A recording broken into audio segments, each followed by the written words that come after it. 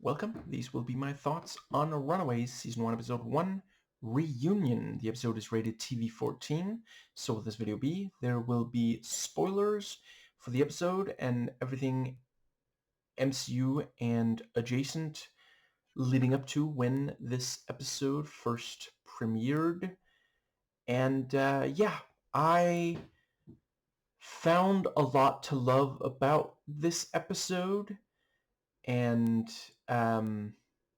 yeah, I realize I'm doing it slightly out of order for those who've been keeping up with my other videos on, I've been recently doing all the various, what's the word, MCU and adjacent, all the shows that were not immediately put on Disney Plus when they first came out. Let's go with that.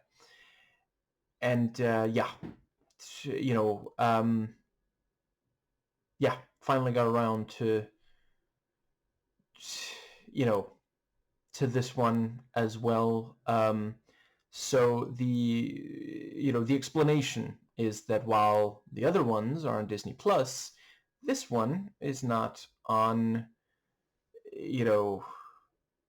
the Disney Plus we have around here. I think what I have is equivalent to UK Disney Plus. I'm in Denmark, but as far as I've been able to tell, what I have and what is United Kingdom are the same, or more or less. Certainly isn't pretty big difference in some ways from what I have to American. So I had to get these 3 seasons on DVD instead, and yeah, that took a while to find, and so here we are.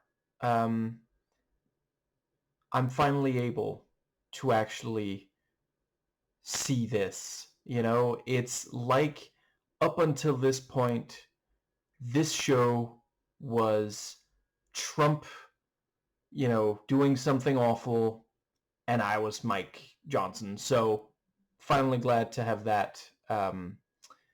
Yeah. And I think I'll start with, in a number of ways, this reminded me very much of what it's like to read the first issue of a comic. And I am willing to acknowledge that some of that works a little better on a page than in a show. But again, it's only the first episode. So one of the things, obviously, is that, they got an entire cast together, so there's some, yeah, I don't know. I am willing to acknowledge that certainly there are a number of very short bits to this episode that I believe we're going to get answers to the questions raised. And yeah, in a comic book, having 1 or 2 pages that just establishes something and then you move on, I don't know, it plays a little different on a show, live action show. But yeah, I'm very fascinated to find out the very the person in the bed, where they said some character told that the person in the bed, it's almost ready, or we'll do it soon, something like that, and yeah, I mean, it does look like maybe that person needs some kind of healing or something, and I'm guessing that's what they're doing with, I think her name was Destiny. And let's see, I guess, and perhaps also the fact that, so yeah, I mean, one of the things is they have to, there are 6, I'm guessing they're the titular Runaways, so it has to establish that all of them their parents, and in the case of one of them, a couple of friends as well. So like it's a lot, and as well as their like the way that they, you know, obviously there's only so much remaining of their the relationship they used to have before Amy died, but what little there is has to be established. And I think that might more or less cover that aspect of it. I mean, I'm definitely invested in the various characters. I want to know more about them. There wasn't anyone that I just really disliked. Let's see. Yeah. Once we saw one of let's see, Molly. Once we saw Molly get her powers, or her powers manifesting, whatever. You know what I mean? Yeah, I was like, oh, okay, so we're gonna get at least some superpower, but I mean, by that point in the episode, it was pretty obvious to me, okay, we're not gonna get all 6 superpower sets in this one. And I'm slightly unclear on if Carolina has some superpower that because obviously, okay, so clearly you know, the purity bracelet was keeping something at bay. Um, the light arm thing. But is that because she went through the thing that Destiny was going through, or is it because they realized she is maybe like a mutant or something, and they were suppressing her powers? Yeah, it's I'm I'm not saying these questions are criticisms. I'm not one of those. Yeah, I try to give the stuff that I criticize more leeway. It's the first episode. Yeah, I can't stand it when funny enough, it's so frequently like conservative critics of media, the way that they'll have just absolutely no, you know, no benefit of the doubt that we're gonna get answers to these things. Like, anyway, uh, I think that might, yeah. Let's see. Um,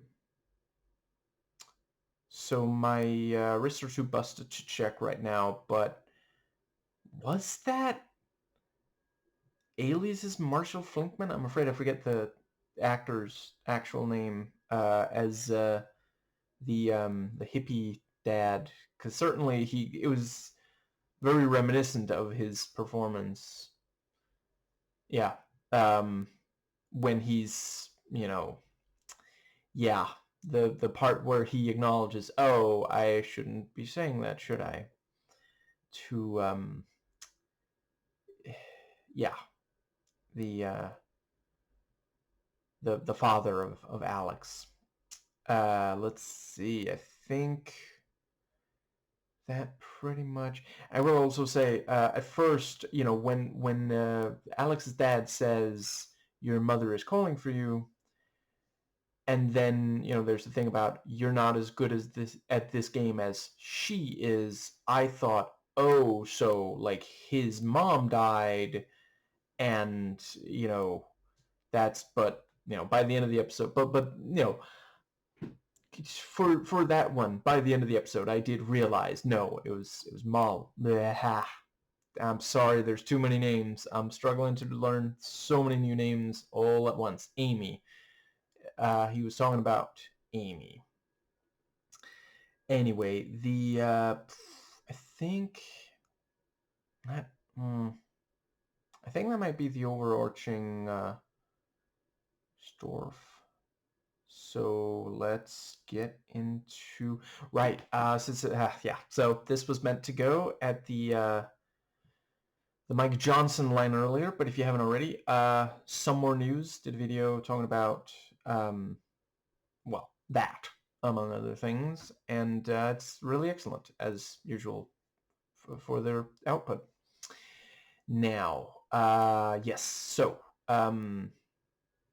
the yeah, it was that one of the ways it especially reminded me of a comic book was the very opening, and the way that we only return to that at the very end of, or well, let's see. Okay, she shows up again before the very end, but it's only at the end that it really like fully becomes like, okay, yeah, this is a cult. For a while it looks like, I don't know, it's a restrictive religion, but is it? I mean, they might just be like one of the various denominations of conservative Christianity in America. I've seen weirder until the ending bit. Okay, I've still seen weirder, but at that point, for a piece of fiction, I accept. Okay, this means something will be done about it. They're not just going to be able to say, oh, but just for religious freedom, why shouldn't I get to do something awfully, obviously awful? There we go. Got there eventually. Let's see, but yeah, and I will acknowledge there are some TV show episodes where they'll introduce something very early on, and then at the end but I don't know. Moving on. But yeah, uh, will say when I saw the Latino gang members, I did worry this was gonna be rough, and ultimately it wasn't. Particularly, that was one of the only things that I was genuinely really bothered by for this episode, because I mean, if you actually look at the statistics, it's the a lot of the worst things done in America are done by white conservative Christians. So let's see, and it also kind of seemed like it was just there to have the thing about like, oh, she doesn't speak Spanish, and then like there's a little bit of Spanish spoken after you know, after she leaves with the members of the church, which like, were they making a joke at the end of a scene that we thought was gonna culminate in like human trafficking? Because that's really messed up. Now, and I'm also not the biggest fan of this thing of like, oh, it's so scary, they're speaking another language. Like, so it's scary when people speak Spanish. Like, just you have so many tools as someone working on a piece of, yeah, a show or movie, whether live action or animated. There's so many other things you can do to make to cause unease. They could have been wearing like something to cover their faces, for example. That's scary. Then, tell you what, no Spanish, just some people walk up to her, faces covered, they don't make a sound. There you go. That's pretty scary. And let's see, the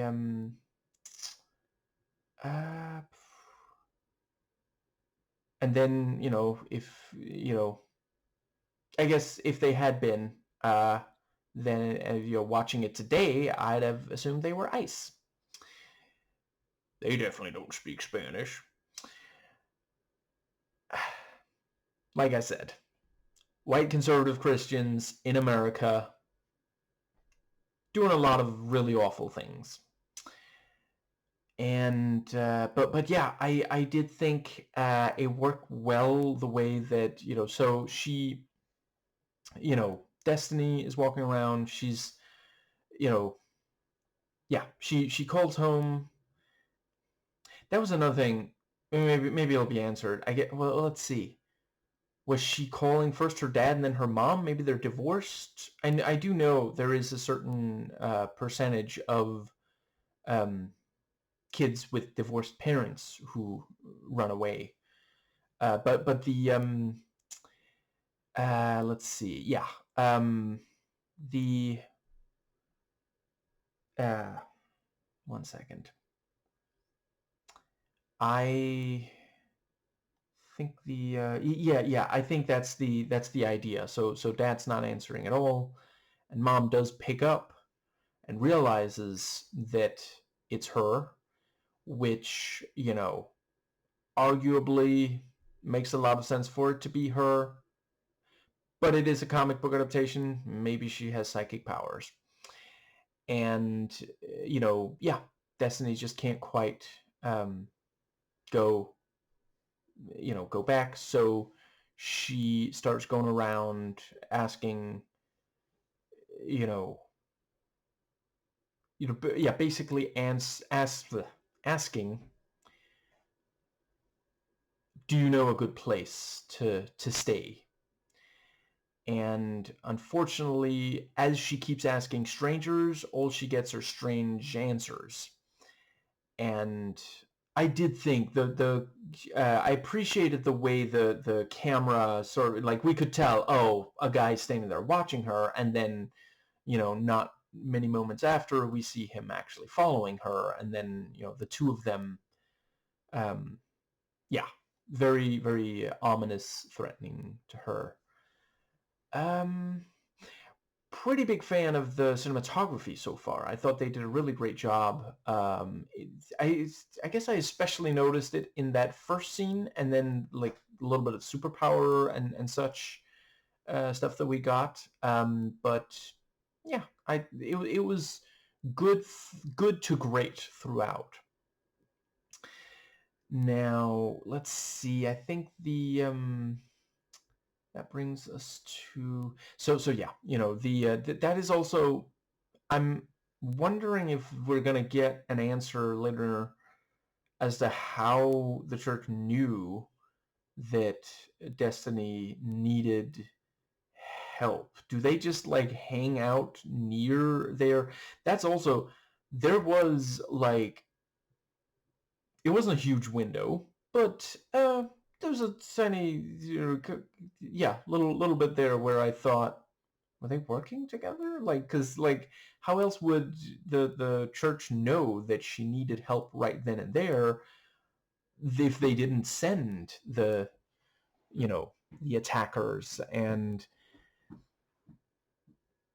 again, like, American conservative Christian church, some of them have done some, yeah, incredibly messed up things.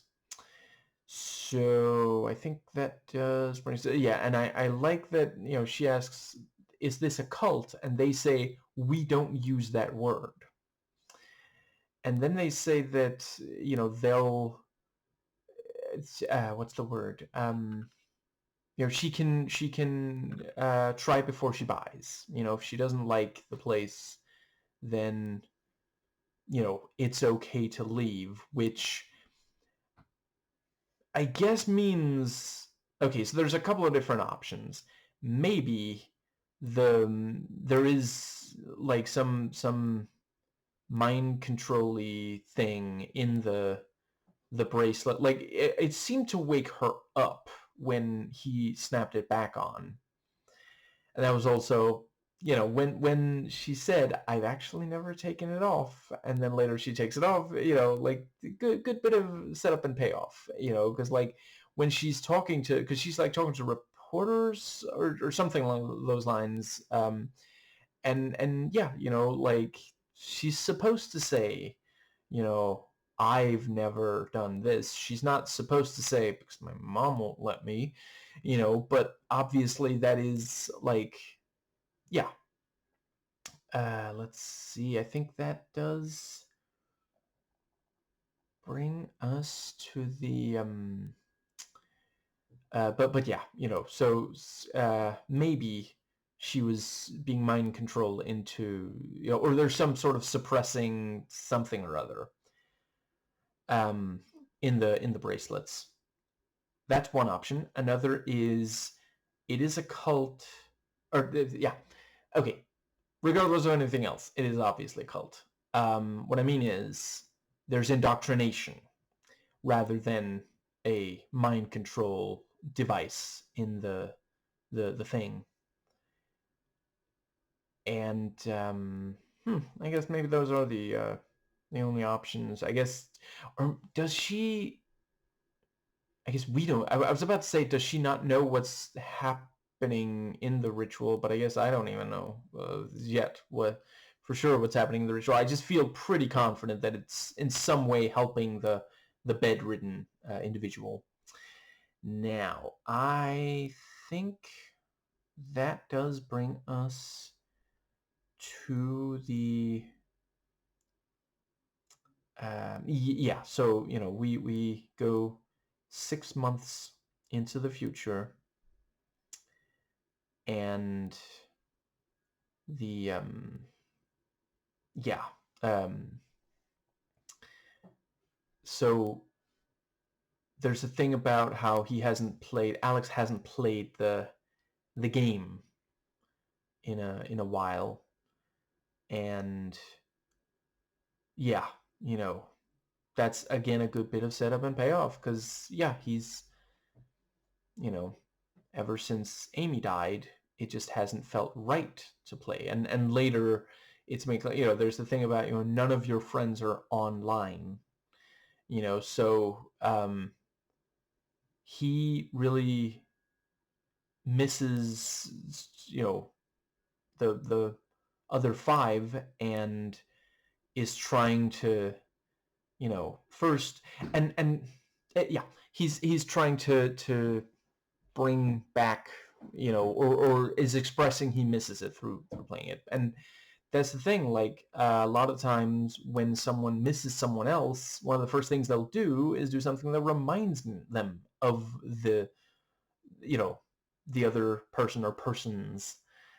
And I think,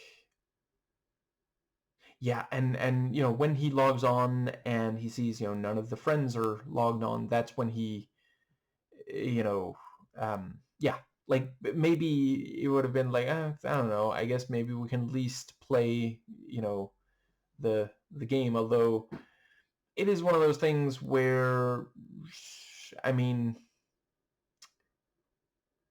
I suppose I am not going to pretend like I know, like it's not necessarily like a universal thing or whatever, but it felt a little bit like, was written in the script by someone who doesn't know exactly how all that new fangled technology works, dagnabbit, because even when I like first started,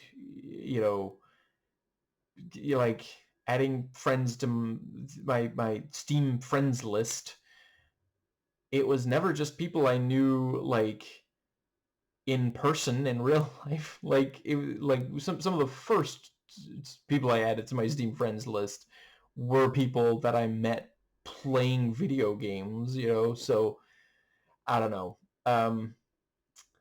I guess it's not impossible that when Amy died, he removed every single one of those people from, anyone that wasn't part of that friend group.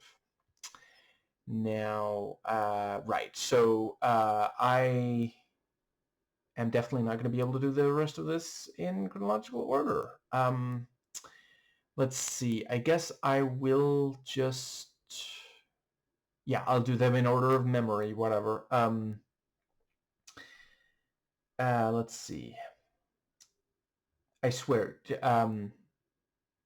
Joy is up there trying to keep the memory balls in check, and it's going to be in order of memory. So certainly Carolina. We have the thing about how let's see, she asks her mom for permission to go, you know, they're signing a permission slip. Um, and is told no, and mom had apparently just planned, no, you're going to be there for the photo shoot thing. She didn't even ask. She just plans the day for her. And I did notice Kip Pardue's name in the opening credits, and pretty sure that was him as her father, as Carolina's father. Yeah, very surreal to see him again. I don't think I've seen him in. I guess this really is just this episode and then the Rules of Attraction, and he's not even in that much of that movie, but he makes an impression. Like you remember him from that if you've watched it. And the yeah, I think we have the thing about how crap, Wilder. Wait, was that his actual name, or was she making a reference to Van Wilder? Maybe. Yeah. Jock. Um, the French foreign exchange student. He, um, he's scared of his father, and the father jokes that if you were really scared of him, he would have gotten an A in Spanish. Which, like, yeah. I don't know if those exact words have been uttered by an abusive person, but it's certainly close to, what, people like that sometimes say. Now, let's see. Oh, right. So Alex. Yeah, we have the typical. I didn't realize they were still doing that in 2017. I haven't seen it in ages, but yeah, your mom made you breakfast. Oh, I'll just grab a glass of juice and be on my way. It's like, I don't know. I feel like he gets. I'm gonna give him a pass because he's grieving. Now, let's see. I think that brings us to the right. And yeah, we have the thing about, can't, somebody else do this, and they're like, oh, Pride's work is very important. So yeah, clearly, like they're keeping cool, but like I don't think there is any way for them to, like, whatever it is they're doing that's like helping the bedridden person. I'm thinking there's narrow window of opportunity or some kind of, yeah. I think that is it for him. So let's see. Yeah, we have Gert and Molly arriving school, and yeah, their parents being the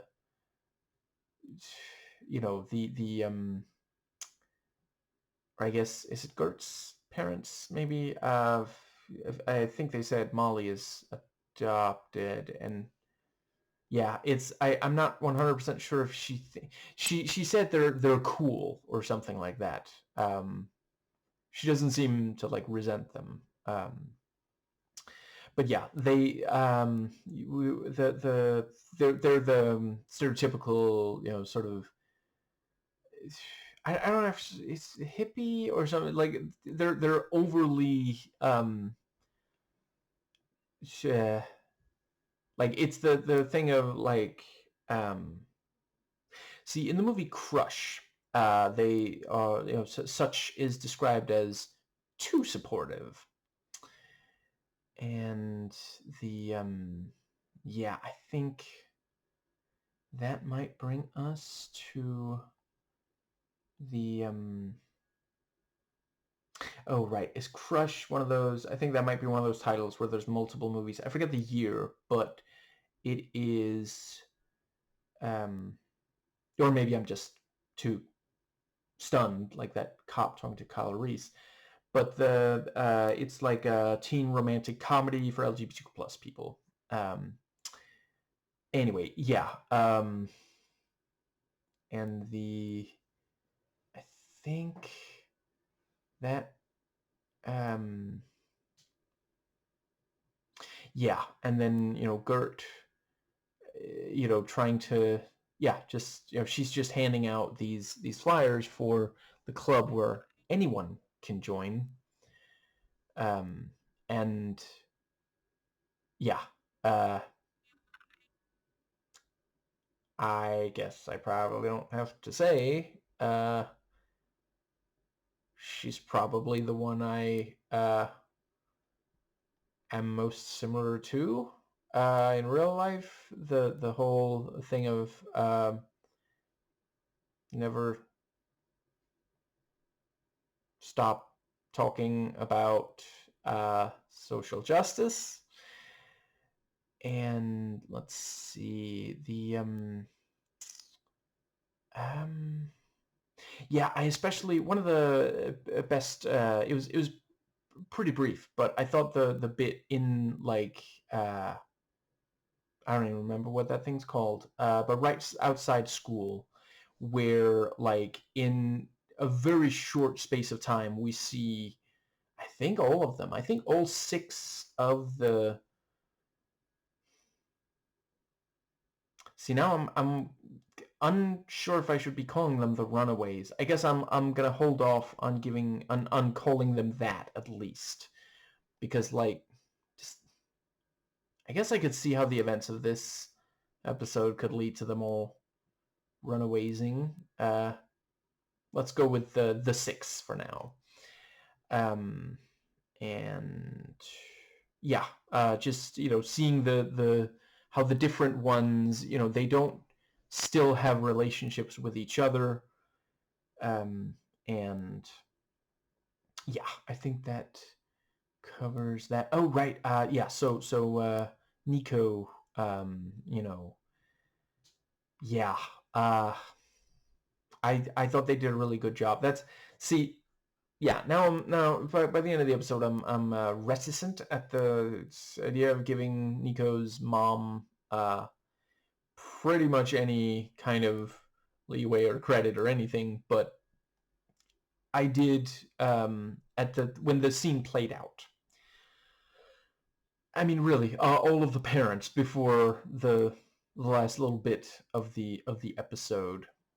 Um, Even though I think I did already. Yeah, I read that it's been so long since I looked at the description of what this show is that I forgot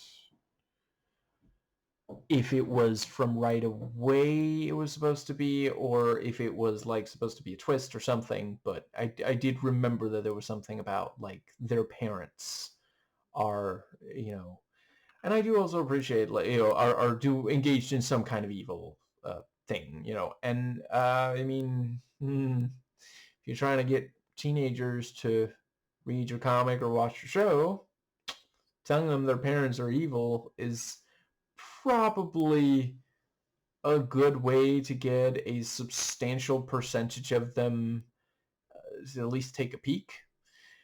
But I think, does that pretty much bring us to the let's see, what was the other thing that I want to say with that? But yeah, by the end of the episode, I realize, the various parents are just like putting on a show to seem normal so they can carry out, whatever it is exactly that they're doing. Yeah, I think that might bring us to the part where... So yes, Nico goes into Amy's room, and yeah, she didn't mean to knock over the, you know,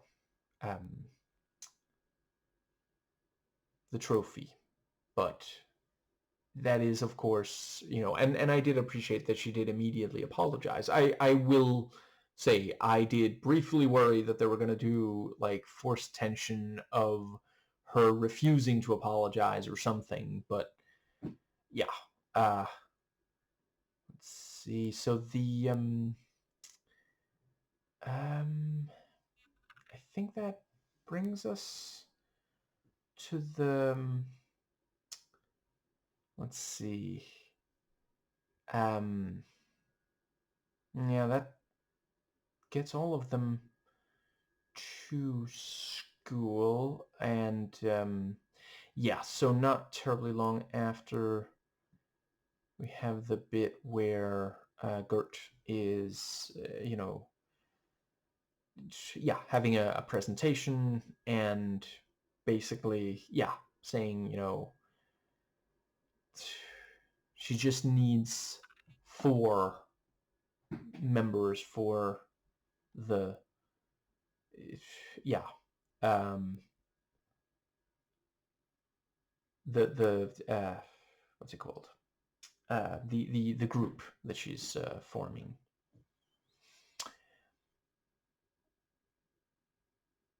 Alex does not at all engage, and then he still invites her to the thing, and I feel like that might have been a way to get his foot in the door, but I don't know.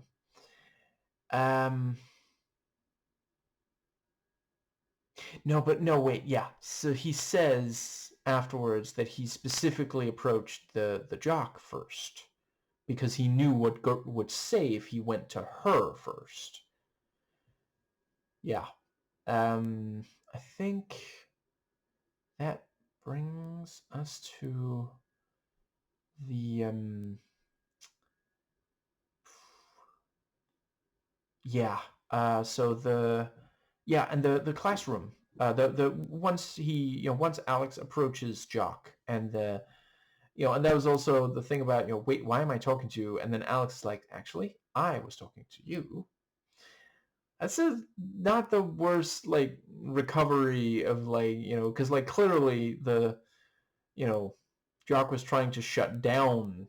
He meant for there to be less conversation between the two of them. And yeah, the so yeah, Alex talks to Jock, then Gert, steps up and makes a snarky remarky, and I forget. I think it's maybe Gert who says, having people over or inviting people over or something like that, and then Carolina tries to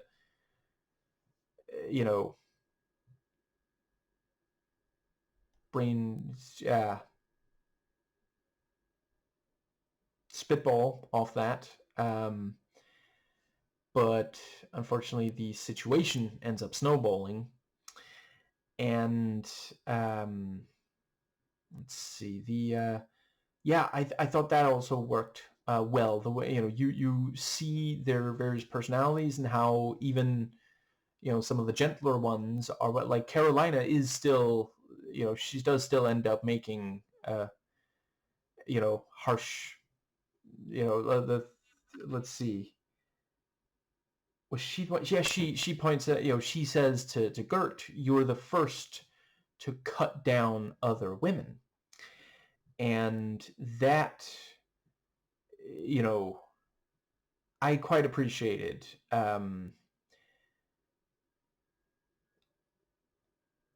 It is important to criticize when, let's see, what are they called again?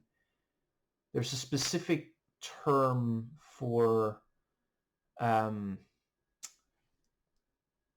I don't know, maybe okay, I'm definitely not, it's not come to me at all. But there's a term for a feminist who does, or someone who says they're a feminist, but they actually, yeah, go out of their way to criticize other women, when the woman is doing something wrong. It's not anti-feminist to criticize a woman who's doing something wrong, but it is if she's not.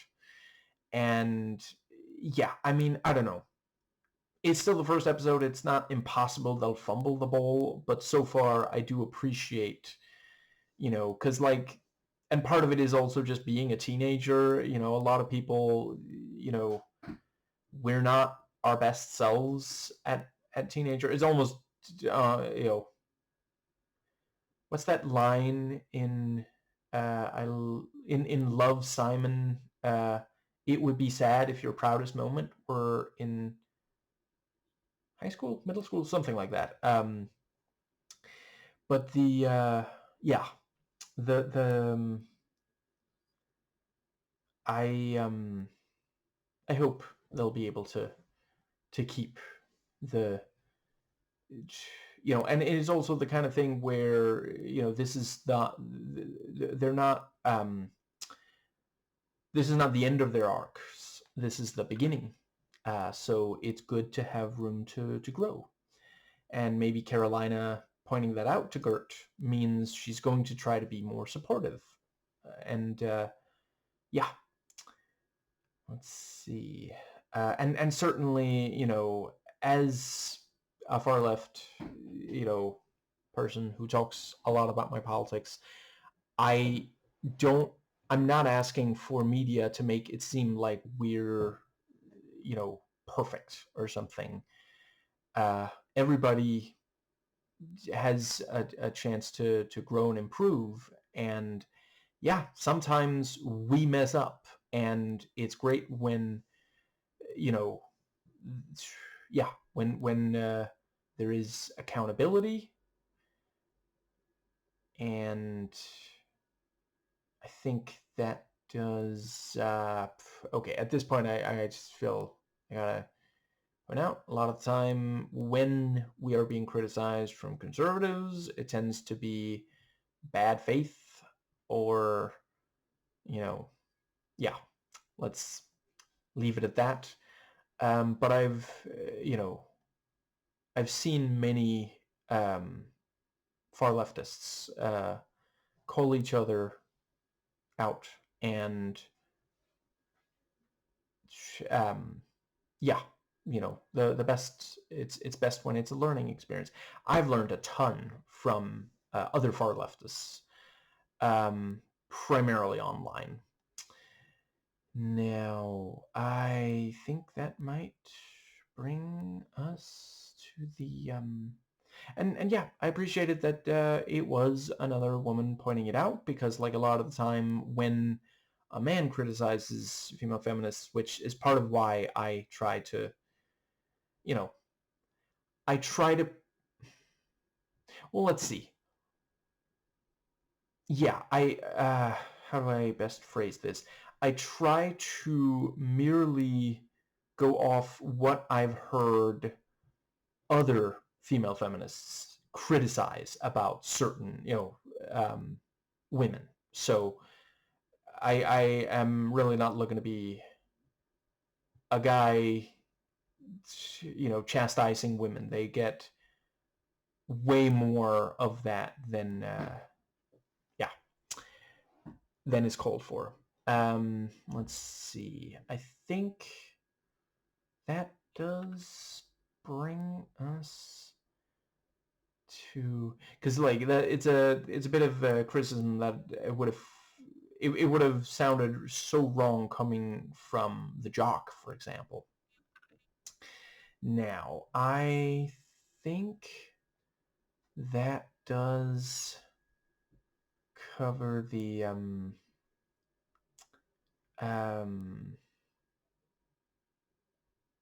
yeah, so the Right, and also the thing about, he calls his parents and asks, wow, the six in this episode just have no luck whatsoever with stuff where they like have to get parental permission to do something. Like, I mean, at least Alex was, told sure to the thing he was asking for by his parents, but ended up not quite working out the way he had hoped.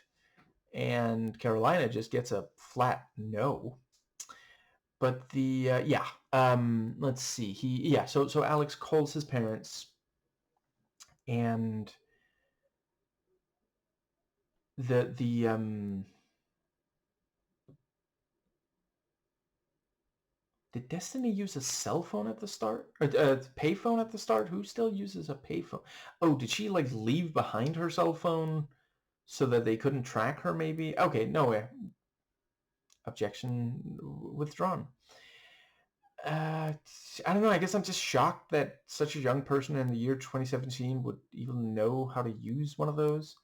Anyway, but yeah, Alex asks, uh, you know, and I like the thing with the key to the liquor cabinet. Nice try, son. And then later we find out, like, so I mean, maybe that's why the maybe that's why he wasn't given the key, because somebody's been sneaking from it for, or I guess not for several, whatever, used to sneak from it for an undisclosed amount of time. And but yeah, he says, okay, how about soda and pizza for 6. And I just want there to be an outtake with, no, keep lowering that number. I don't know, maybe he's negotiating. But no, clearly he actually, yeah, he's so used to saying, it's the 7 of them together. Let's see. I think that brings us to, yeah. So Alex talks to, yeah. He's like, I miss us. I miss you, Nico, and I do like your name. Is that too vague of a reference? Unlike that Parker guy. And she doesn't give him a response, and then she just like taps the earbuds. And then, to underline, no, she was lying about that. We see her turn on the song when she could clearly hear what he said, but yeah, it's a way to get out of yeah. And right, and that's when we see, yeah. So she yeah, and Carolina, is being cyberbullied. She posted a picture that she took, selfie, hashtag blessed, and then someone, is it still Photoshop? What do the kids use these days to alter those images on the screen? I don't know. I haven't been keeping up. But yeah, and changed it to say, brainwashed. And again, really appreciate the realism, the harshness of it, without feeling gratuitous. We see like just, I don't know, maybe 10 seconds of, a bunch of people checking their phones and laughing and saying, what a freak and stuff like that. And, she checks her phone, that we see that, yeah, that picture, and then she walks off. This is the kind of thing that like in the 80s would have, we could have ended up with a really excessively long scene that, yeah. Love a lot of stuff from the 80s. I'm glad that a lot of stuff like this is being handled somewhat more delicately today, like, moving on. But yeah, and so, she cries in the bathroom. Nico got the invitation, so they both cry some in the bathroom. And I all joking aside, I appreciate, both of them. Like, you have the thing about, are you okay? Yeah, it's pollen, and let's see. I think that does well. Yeah, and you have the thing about, trying to maybe repair the relationship, but it's just not, really happening. And I think that brings us to, let's see, I guess. Okay, I just gotta say, because I'm not gonna be able to think about anything else before I do. Was he playing Star Wars Battlefront, perhaps even specifically like the very first of those? Like, let's see, I want to say 2004 was the first. Yeah, because the second one was like 2005, I'm pretty sure. It was something like that. I don't know, that looked an awful lot like that's what he was playing, and specifically like the Endor level, which, if I recall correctly, is not in the second one, the one from 2005 that came out after Revenge of the Sith, which always bugged me. Like, I appreciate sometimes not everything, maybe, I don't know, maybe they need to make room for new stuff, but there were some really cool levels in that first one that did not make it into the second one that I've always wanted to play with some of the units that are only in the second one. We're going to move on. I mean, when the dad says, I haven't seen you play this for a while. Yeah, I mean, if the game's like 13 years old. Anyway, yeah. I think that brings us to the, I'm just saying a teenager might not. I play games that are significantly older than that. But yeah, they, let's see. I think I want to, yeah, so Molly, she has the audition. I mean, the yeah, that was also something where I appreciated, I in my mind I saw that going significantly worse. But just a few, yeah, nobody's like laughing at her or calling her names or something. And they even say, oh, we'll reschedule, it's fine. And yeah, she gets, modern medicine, and I'm partial to scenes of people's powers manifesting. I don't know. It's the moment that I saw it, I was like, yes. I was, because I was thinking, like, I guess nobody's going to get their superpowers. Okay, there's other stuff for me to enjoy. No one's going to get their superpowers in episode 1, I mean. But yeah, and she crushes it almost literally. And I like the detail that, both of the scenes where she uses super strength, we see she leaves like prints, which I don't want to have to be the detective who's going to try to get something useful from the metal, but whatever.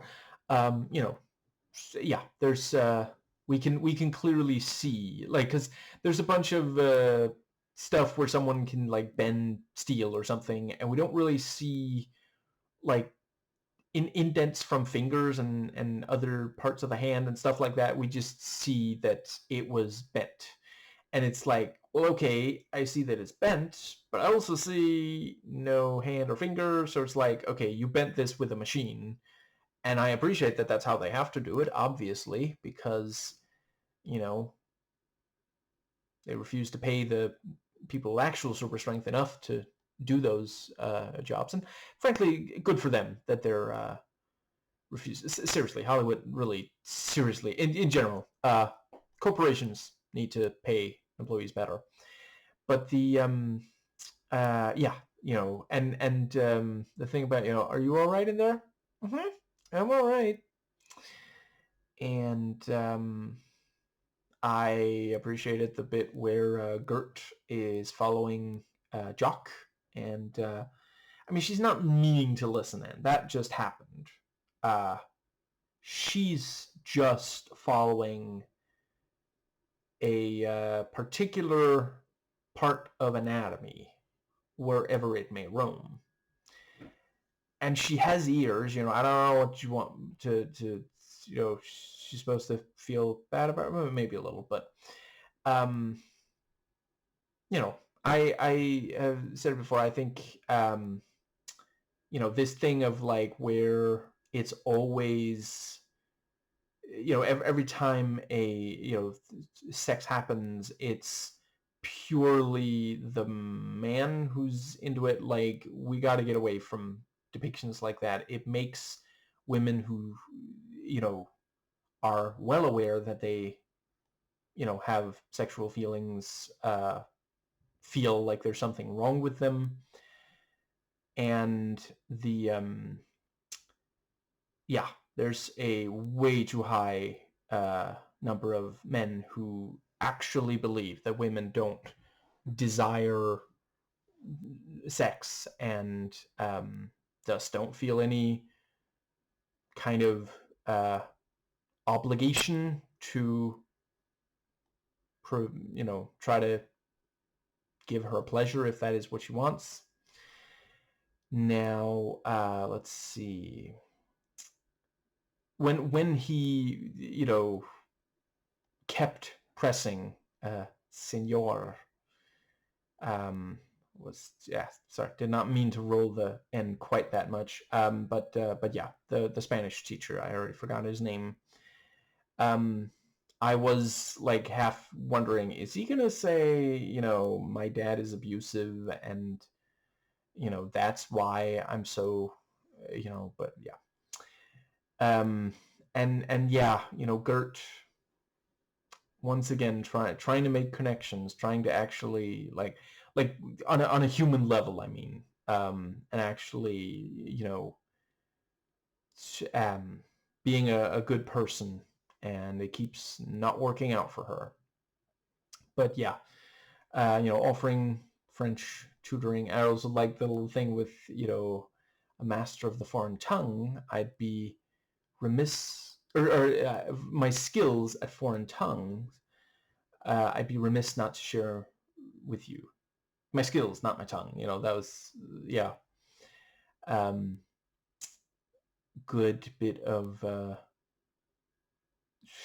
I don't know, romantic tension. I don't know if he sees it that way, sees her that way, I mean, but I think that does bring us to, yeah, so Molly, holy crap, I think I'm gonna have to speed this up, or we'll be here all night. Okay, Molly, yeah, goes home, feeling more like, you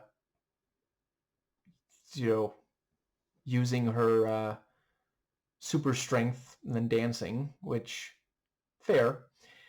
And the yeah, it was so great with, so she tries to lift the car. Holy crap. And then afterwards she's like, okay, start small. Yeah, I think so. But I mean, I'm gonna be honest. If I suddenly develop super strength, yeah, I'd try to lift a car like 100%. Um, I mean, if I developed super strength, I wouldn't tell anyone. but there'd be signs. And yeah, so they so yeah, and so she tries to um, bend the what's it called? She bend a pipe, I think, and then she has her back turned, and we see the car start to roll because she did lift it just enough that it starts to roll off and then I appreciate that I suppose I don't know yet if she fully realizes it, but we do. Like, yeah, she has to be emotionally what's it called, in a heightened state of emotion to for her power to work, so the pain from earlier, from the cramps, and now the fear of being you know turned into a person shaped pancake. And yeah, she manages to push the car back to where it was before. And yeah, so let's see, uh, yeah, there's the texting back and forth about who feeds the pets. And it was so poor Gert when she's like, "Hi, oh, that wasn't who she was thinking it was," and she still thinks he's going to show up any minute now, and then you have the thing about, you know, um, yeah, she texts back, you feed them, he'll be here any minute. And she goes to feed pets, and then, see, this is somewhere where I was a little confused. I guess, do they not, there was, did they usually hide the thing in there, or was yeah, I guess she must not have seen before that, but yeah, it was sweet that she goes, I got your food eventually, here's more seed, and just like, yeah, um that was another part where I was like, I love these comic book media pieces.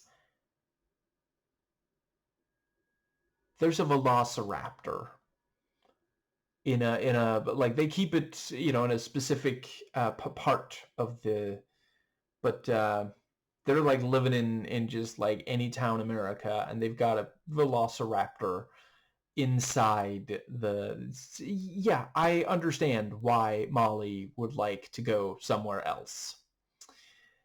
And I guess I will also say, should there have been something where she was like talking to some of the other, like she tells Gert, but what about the other four of the six? I don't know. I guess it's just so awkward without Amy there, but I feel like it might have.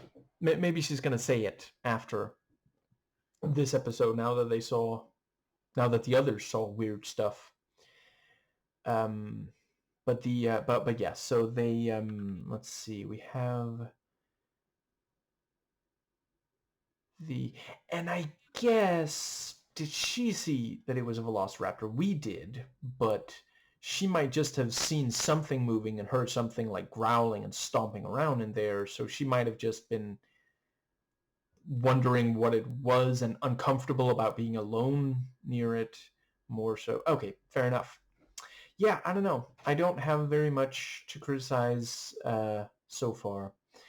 I think that does, but that was a great, just take me anywhere, and it turns out to be Alex's.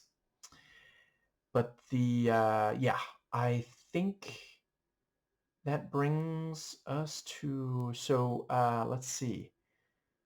I guess we've pretty much got everyone to Alexis. I think I'll briefly talk about, so yeah, Nico,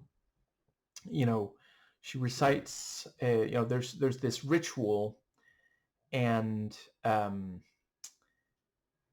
she ends up burning the book when it seems to fail. She wanted to commune with, or maybe even bring back Amy.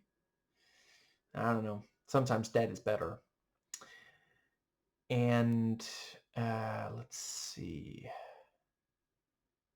Yeah.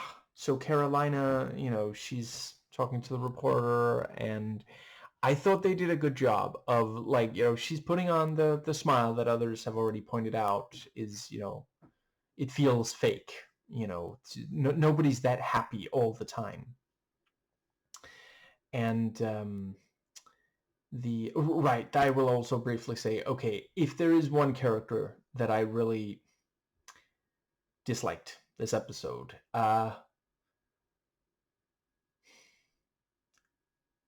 so right after he says, yes, thank you, to Spanish lessons, like immediately after his friends, say, oh, there's this thing tonight.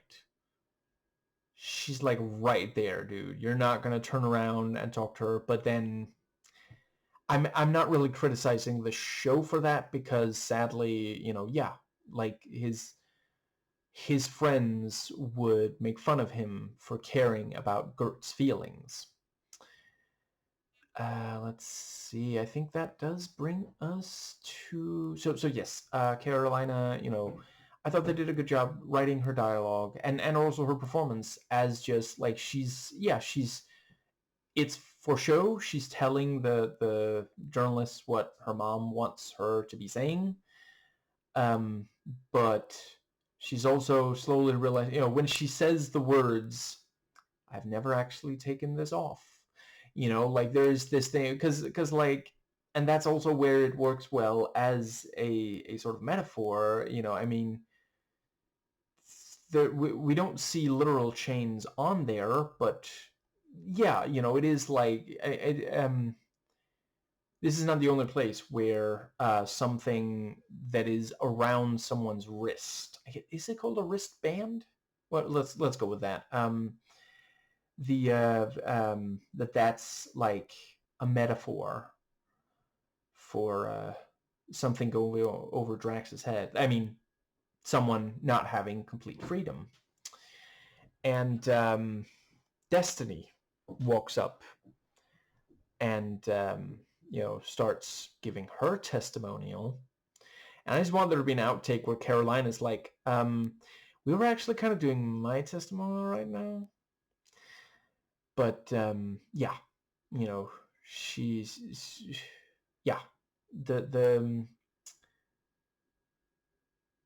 she's like, oh, sorry, I started giving my testimonial. Who am I? I don't think anybody asked that. Oh wait, no, never mind. Carolina did. Actually, thinking about it, I think she asked, can you tell me about rebelling? And that was, can you tell me about that? And then, like, yeah, okay, there's definitely at least some, like, what's the word? Indoctrination going on there, because, like, the fact that she just instantly launches into, I think she said something, is that when they talk about, like, how light removes darkness? No, wait, that's in the church ceremony. It's whatever. She launches into, like, she's practically like quoting the manual or something. I don't know. Maybe she thought that she was being tested by Carolina. Is like, hey, listen, if you're gonna interrupt my photo shoot, you better know this stuff. But yeah, and it does kind of tickle me to think that, I mean, okay, Destiny feels like, this is, fantastic, but yeah, she still remembers what it's like to rebel. Like, no, okay, yeah, and what she, I mean, we don't see what she says, but yeah, it seems like she maybe said, I don't know, go to a party that you just want to go to, go do a thing that you just want to do. Like, maybe there's a party, like, okay, yeah. And she, Carolina just needed the Cliff Notes version or a little bit of encouragement, and she's off. I think that brings us to the... so obviously I'm going to talk a little bit about the party itself, but I forget if there was more that I... No, yeah, party. It's party time. Let's see. I think yeah. So what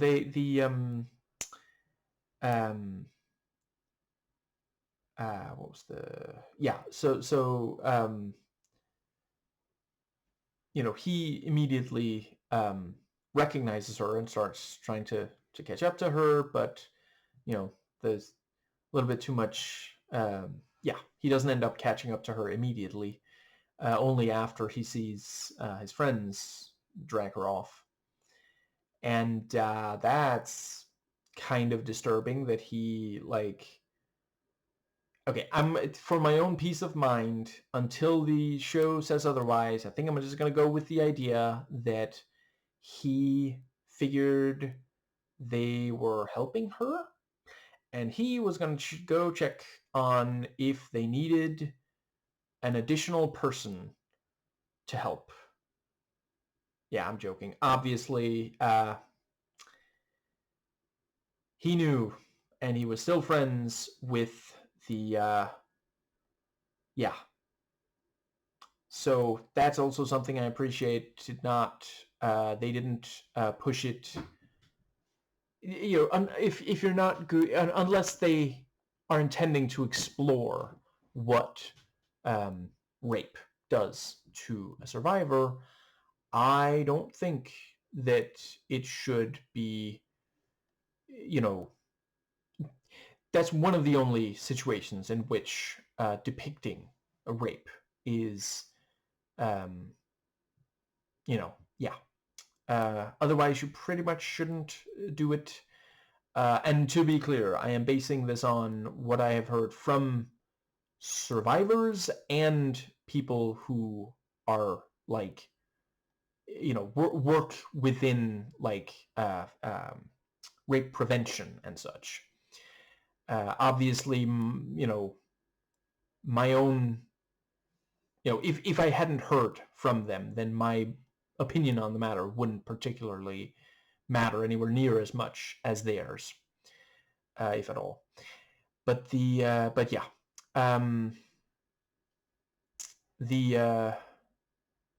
yeah, I appreciate that he stops them before they, you know, and we specifically, we know because belt buckle, you know, they start to open the belt buckle. He punches them, they leave. He puts the belt buckle back the way it was. Does also make me wonder if she's going to realize what happened there, or almost happened there. Thankfully, only almost happened there. Okay, one slight negative: the effect on the arm, however much of her was like lighting up and glowing and such. There was some of it looked fine, but there's this shot that's essentially like a POV shot, and I appreciate, you know, we needed the POV shot in there, but that was the only time where it didn't look completely... It was a tiny bit cheesy looking. It looked like something from some decades back, and I'm guessing that's about where the effects budget ran out for this episode. But, you know, there's room for it to be substantially better in future episodes. I guess an argument could be made that, you know, did nobody else notice, but maybe everybody else just assumed drugs. But yeah. And I did think they did a really great job on the effect when you know, when he closes the yeah, the wristband. like you could clearly see, okay, it did something to her. It didn't just wake her up. It suppressed something or other. Which also, we see her, he says it's called drugs, and then she throws the pill out, which, yeah, it was because she took the band off. It had nothing to do with a pill, and she knows that she wasn't on drugs. And yeah, I thought that worked well as well. The thing about if there's just enough, like when we see her accept the pill, and then we see like glowy arm stuff. Yeah, I thought, oh, that's how she first, how her powers first manifest, is after taking the pill, with because he says it'll set you free. But at the same time, once, yeah, once she throws it out, I wasn't like, would she really throw away perfectly free drugs?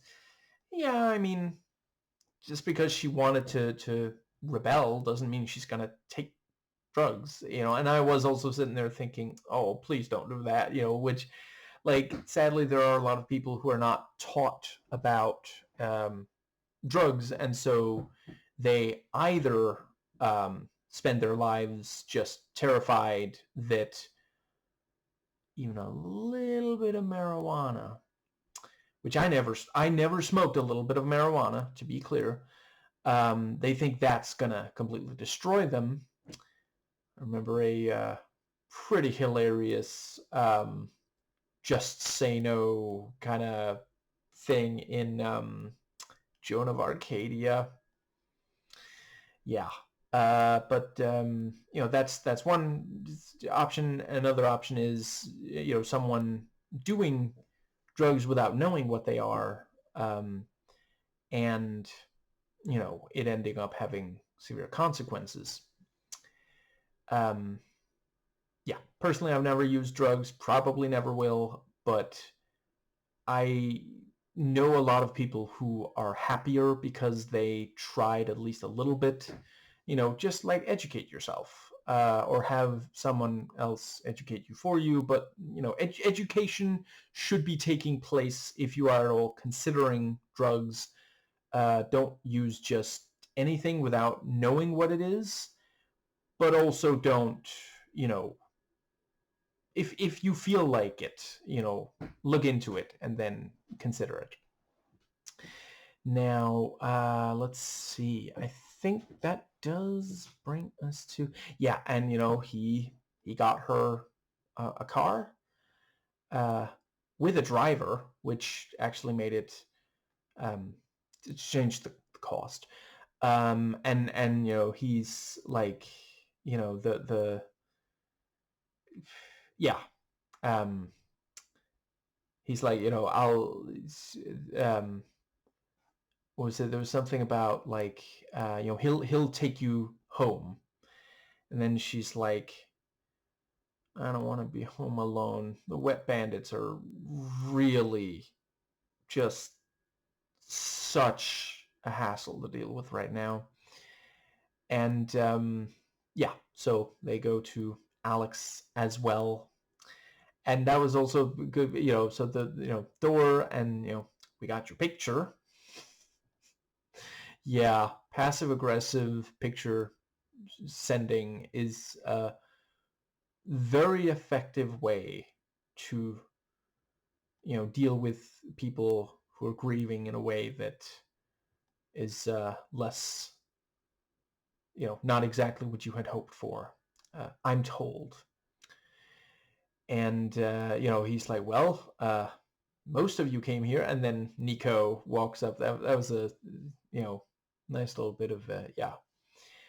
And right, we are almost done. I was not expecting to talk this long about this one episode, but they yeah, so they arrive. Right, I also like the thing with what kind of teenager cares about what his parents are doing, and then we see the red robes, and that was also a moment where I was like, yes, another, not all of these comic book media are equally like, but yeah, I do love it when they just really go for this kind of thing. Um, I did also like the thing with, how did they get into Pride? The two of them being like, yeah, they do kind of stand out. Um, the I guess Gert's parents, Molly's adoptive parents, something like that. But the yeah, I that brings us to, so yeah, I like that it isn't just immediately, everything works out for the, and the thing about, Twister, we used to love to play Twister. We're not 12 anymore. Even Molly's not 12 anymore. And yeah, the thing about how, there's multiple flavors of pizza. And I think that does bring us to the let's see. Yeah. So they the thing about, maybe Amy was the only way we ever made sense. And you also had the thing about, they're your friends now. You used to make fun of people like that. Yeah, and now I make fun of people like you with them. High school. But the yeah, I think that does bring us to the let's see. Uh hmm. Yes, the yeah, so they yeah, the thing about, several of them again, say harsh things about each other. And then, like, at one point, after several of them have, said things that where okay, you can see they actually mean that, which is also, I look forward to them um, bonding, trauma bonding, I guess it's going to be, over finding out their parents are dangerous. But yeah, there's room for them to grow um, after this, using this setup as a springboard. But yeah, so they get yeah, after several of them have said, well, what about this person, and then, like, I believe it's the jock who says, well, what about Molly? I actually don't mean that. You seem like a very nice person. Or you are a very nice person. Anyway, the yeah, they yeah. Then you have the thing about, they're gonna, or the jock is gonna go drink some of Alex's dad's liquor, and he says, yeah, but they're, he's in there right now with all of your parents, and then he says, no, they're not here. And there's just no one in there, but they left behind, some of their stuff. And there was a very, very short amount of time there where I was thinking, are they going to take a sip and it's going to, like, transport them to another dimension and that's where their parents are? But I admire the optimism and confidence of Molly to walk up and make a drink order, and he's like, maybe in a couple of years. And let's see, the and did she, so let's see, I can't quite remember. No, I think the thing I don't know very much about alcohol. I think what she's asked for doesn't really make sense. She said shaken not stirred, and that's because she's watched a Bond movie or two, and I'm pretty sure the thing he asks for is something where you actually do shake the thing, but she asked for like a bourbon, which I'm pretty sure you wouldn't shake a bourbon. I think that's the joke they're making. You know, she has no idea what she's even asking for. Yeah, or she has no idea that that's a bad drink order. Um, yeah, I like the thing about, oh, she needs something to drink, and aha, she needs a coaster. Yeah, that's yeah. Put it in the bowl, I think it's called. Um, let's see. But yeah, and he tries to pick up a coaster, and turns out the coasters, which, I mean, that's, yeah. Alex was told if his dad isn't in there, there's no reason for him to be in there. So, they didn't have to worry about the coasters, and at that point it's just like, yeah, if they know that the coaster rack is, triggers the door, they don't have to worry about, it's that thing about, it's not like an obvious button or something. But yeah, the thing opens up, and Jock thinks that it's a wine cellar, which, how much has he already had? Whatever. I mean, he was at a party earlier. It's possible that maybe he went too hard on the pregame too. That's what that's called, right? I've only seen that in the meme. But yeah. Let's see. Yeah. So they go there, and see the ritual, and Gert trying to protect Molly, and then Molly wants to take a picture so she can see, and doesn't think about the fact that the Flash is gonna. That was also, it was really cool that there's like a barrier between, you know um, and I thought they did a decent enough job on the effect on that, because like we do actually see him like poke and prod at the barrier, and it's a little bit of a movement on it. So yeah. And the Flash, of course, gets everyone's attention, and so they run off, and that's a really cool place to cut that off. I can hardly wait and it's not going to be very many days before I do another episode. So yeah, that's a cool way to yeah, I think that does cover the let's see. Um, I do also appreciate that the two superpowers we see are so different. You know, um, clearly, like, so basically, um, Molly's super strength, like, as long as she gets like, is if she's in pain or she's scared, then she can use super strength. Whereas Carolina is,